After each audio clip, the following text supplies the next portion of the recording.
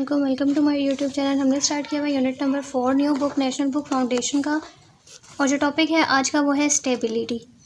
Stability की definition को हम बुक से ही करेंगे। ये बेसिकली क्या है, it is a measure of ability of object की ऑब्जेक्ट की एबिलिटी है to return to its original position, अपनी पोजीशन पर वापस आ जाना।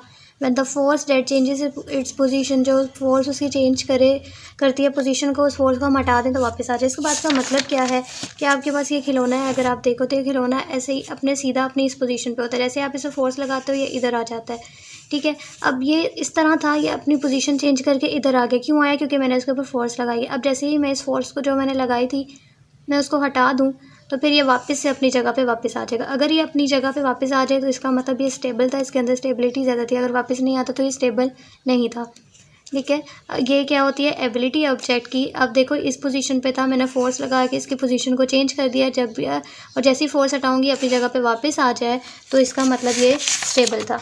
तो ability of object to return to its original position, अपनी पोजीशन पे वापस आ जाना। व्हेन द फोर्स जिसने इसकी पोजीशन चेंज की थी उसको आप हटा दो, रिमूव कर दो, तो उसको कहते हैं स्टेबिलिटी। अब आपके पास सेंटर ऑफ ग्रेविटी और सेंटर ऑफ मैस हम पिछले टॉपिक्स में पढ़ चुके हैं, इसलिए आपको पता होना चाहिए कि सेंटर ऑफ ग्रेविटी क्या होती है, सेंटर ऑफ मैस क्या होती है। अगर आपने लेक्चर नहीं लिया तो आप प्लेलिस्ट में जाके सबसे पहले सेंटर ऑफ मैस और सेंटर ऑफ ग्रेविटी का लेक्चर लीजिएगा। इसमें क्या रोल होता है, उसका एक कंसेप्चुअल क्वेश्चन आता है, बहुत इंपॉर्टेंट है, उसको हम लास्ट पे देखेंगे। लास्ट पे मैंने इसका एक क्वेश्चन भी लिखवाया कंसेप्चुअल। तो आपने वीडियो को एंड तक देखना है, और वीडियो पसंद आए तो वीडियो को लाइक भी करना है। अब सबसे पहले आपके पास आती है कि स्टेबल इक्विलिब्रियम क्या होती है। इसको अगर हम देखें तो सबसे पहले तो हम स्टेबल, और दूसरी होती है अनस्टेबल, और तीसरी चीज़ होती है न्यूट्रल। देखो, या तो चीज़ आपके पास पूरी स्टेबल होगी या तो वो स्टेबल नहीं होगी, या ये होगी कि आधी स्टेबल हो और आधी अनस्टेबल हो, ठीक है। इसके तीनों को देखते हैं। स्टेबल क्या होगी? आपने एक बाउल ले लिया, उस बाउल के अंदर आपने एक बॉल को डाल दिया। अब जैसे ही आप बॉल को हाथ से पकड़ के इधर लेके आओगे, हाथ से मतलब आप फोर्स लगा रहे हो, फोर्स लगाकर इधर लेके आओगे, जैसे ही आप फोर्स को छोड़ोगे तो बॉल क्या करेगी? अपनी पोजीशन पे वापस जाएगी। इसका मतलब वो अपनी पोजीशन पे वापस जा रही है, तो वो क्या है? स्टेबल। अब आप बॉल को उल्टा करके अगर रखो तो उसके ऊपर बॉल रखो और बॉल पे यहाँ पे फोर्स लगाओ, तो क्या बॉल वापस अपनी पोजीशन पे आएगी? जब आप फोर्स को हटा दो कभी भी नहीं आएगी। तो इस चीज़ को बोलते हैं अनस्टेबल। जब आपने बॉल को यहाँ से आपने पकड़ के यहाँ पर ले आए, यहाँ पे आके देखो आपने यहाँ पे छोड़ा तो बॉल नीचे ही जाएगी, वापस नहीं आएगी, तो इसको बोलते हैं अनस्टेबल। उसके बाद आती है न्यूट्रल। न्यूट्रल क्या होता है? अब ये सीधी चीज़ है, आप बॉल को यहाँ से पकड़ के यहाँ, ये छोटी सी बॉल बनी हुई येलो कलर की, आप बॉल को यहाँ पर ले आए हो, तो ये बॉल इधर एग्जैक्ट पोजीशन पे नहीं जाएगी, वापस जाएगी, या इधर आके रुक जाएगी या फिर इधर आके रुक जाएगी, अपनी कोई और नई पोजीशन बना लेगी, एग्जैक्ट उसी जगह पे नहीं आएगी। इसको बोलते हैं न्यूट्रल। वापस तो आई है लेकिन जगह चेंज हो जाती है, तो हमारे पास अनस्टेबल भी है और स्टेबल भी है। स्टेबल इसलिए वापस भी आई है और अनस्टेबल एग्जैक्ट पोजीशन पे नहीं आई, तो इसलिए हम इसको बोल देते हैं न्यूट्रल। आधा आधा। न्यूट्रल का मतलब होता है आधा आधा स्टेबल है और आधी अनस्टेबल है। अब इसको लिखना कैसे है उसको देखते हैं। स्टेबल अगर हम देखें, stable equilibrium is a state where system return to its original position. वो स्टेट है जिसमें system return to its original position, अपनी पोजीशन पे वापस आ जाता है आफ्टर डिस्टर्बेंस के बाद। जैसे बॉल है, वो बाउल के अंदर, वो roll back to the bottom, वो वापस, ये बॉल है आप इसको यहाँ लेके जाओगे वो वापस जगह पे आती है, वापस पीछे आ रही है तो नीचे आ रही है ना, इसलिए बॉटम लिखा है। When pushed. अनस्टेबल में देखते हैं तो unstable means that when something is disturb, जब किसी चीज़ को आप डिस्टर्ब कर दो, it move further away from where it started, तो वो और दूर चली जाएगी, उस वापस अपनी जगह पे नहीं आएगी। अनस्टेबल में ये होता है, अपनी जगह पे वापस नहीं आएगी। If a ball is on top of the ball, वैसे ही बाउल, जैसे ये बाउल था इसके ऊपर हमने बॉल रखी हुई है, small push will make it roll down the हिल। थोड़ा सा भी आप धक्का दोगे तो वो नीचे ही जाएगी, वापस अपनी जगह पे नहीं आएगी, तो अनस्टेबल होता है। अब आप देखो ये क्या लिखा हुआ है कि it moves further away from it started. अगर आपने बॉल को उठा के फोर्स लगा के यहाँ लेके आए हो तो वो यहाँ से भी दूर चली जाएगी और रोल खाती हुई नीचे आ जाएगी, वापस अपनी जगह पे नहीं आ रही और दूर चली गई है। अब न्यूट्रल को देख लेते हैं, या फिर डायग्राम्स जो बुक पे बनी हुई है वो बनानी है। Is when object stage in its new position, जब आप उसको पुश करो तो अपनी न्यू पोजीशन पे आ जाए, और इट डजंट रोल बैक और moving away, it just stay where you push it.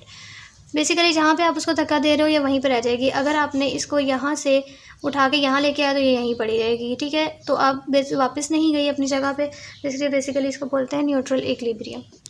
अच्छा, वो थोड़ा मुश्किल था, मैंने यहाँ न्यू लिख दिया था कि body is neutral equilibrium if it stay in its new position. जब अपनी न्यू पोजीशन पे आ जाती है, जब उसको डिस्प्लेस किया जाता है तो उसको बोलते हैं न्यूट्रल इक्विलिब्रियम। तो यहाँ से ईजी है, आपने यहाँ से करना है।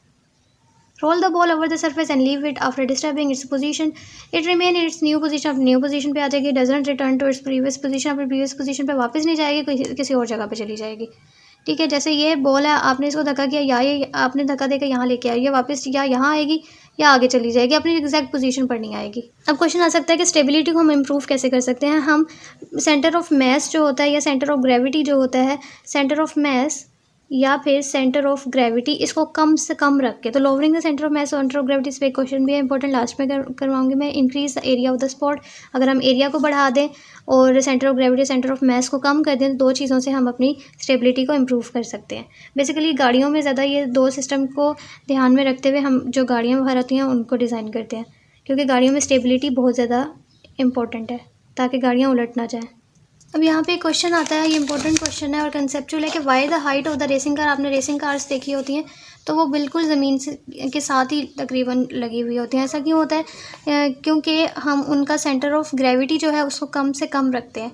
तो टू लोअर, ये नहीं लिखना, to low its centre of gravity, this means the weight of the car is close to the ground, पूरा का पूरा जो वेट है वो बेसिकली आपके पास ग्राउंड के करीब होता है। तो हम सेंटर ऑफ मैस को और सेंटर ऑफ ग्रेविटी को कम से कम रखते हैं। अभी हमने पॉइंट पढ़ा था ना कि हम अपनी स्टेबिलिटी को इम्प्रूव कैसे कर सकते हैं, हम सेंटर ऑफ मैस और सेंटर ऑफ ग्रेविटी को कम रख के। तो हम रेसिंग कार्स की हाइट छोटी क्यों रखते हैं, ज़मीन के करीब उसका ज़्यादा क्यों रखते हैं, ताकि हम सेंटर ऑफ मैस और सेंटर ऑफ ग्रेविटी को कम रख सकें। Which help keep it stable during high speed, जब उनकी हाई स्पीड होती है, उन्होंने टर्न वगैरह लेना होता है, तो उनकी जब स्टेबिलिटी ज़्यादा अच्छी होगी तो वो गाड़ियाँ उल्टेंगी नहीं, और उसके अलावा उनकी जो ग्रिप होती है रोड के साथ वो भी अच्छी मेंटेन रहती है। तो कोई भी क्वेश्चन आ जाए कंसेप्चुअल कि ये चीज़ अगर हमने कोई भी चीज़ बनाई हुई स्टेबिलिटी ज़्यादा क्यों है, क्योंकि उनका, या तो आपने लिखना है क्योंकि उनका सेंटर ऑफ ग्रेविटी और सेंटर ऑफ मैस जो है वो कम है।